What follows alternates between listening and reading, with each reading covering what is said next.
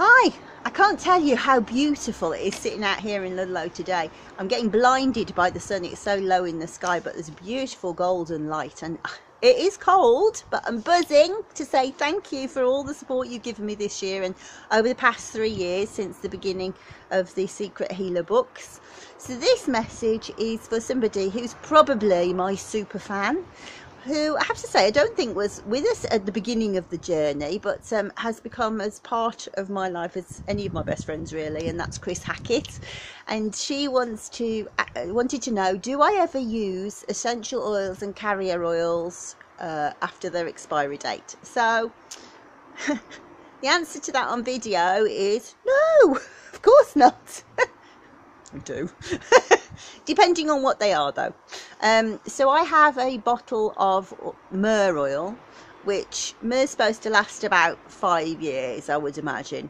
But I know that mine's about 14 years old, and one has to have the patience of a saint to get out the bottle because it sits in the shed and gets cold, and I'm like that for hours and hours and hours. But yeah, it's fantastic. It still seems pretty good to me.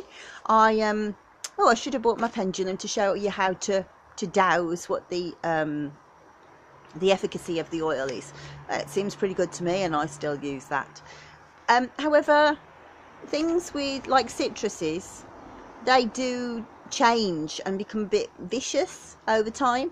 So things like lemon, orange, lemongrass in particular. Lemongrass seems to start spitting at me like a cat. It gets really vicious. But as they get older, the monoterpenes leave the oil, and it makes the structure a bit unpredictable, and so you can have things like skin sensitization from that. So I don't use those ones after time. I probably do use carrier oils after the date, because I have to say I can never remember how long they're supposed to last.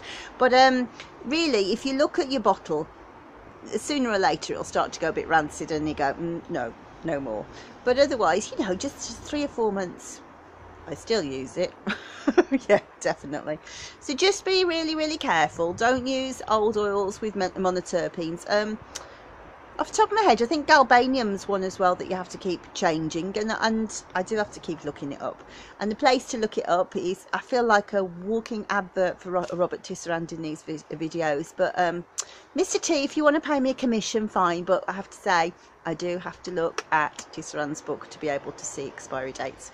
So yeah, for the main part, you don't have to be rigorously strict, but you do have to be careful.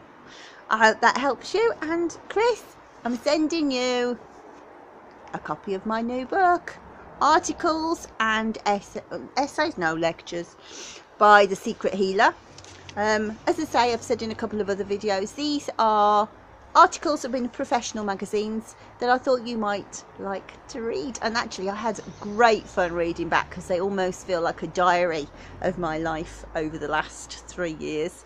So yeah, I really enjoyed making that book, so I hope you enjoy it. And there's one coming to you in the next couple of days, Chris. Thank you for everything that you do for me.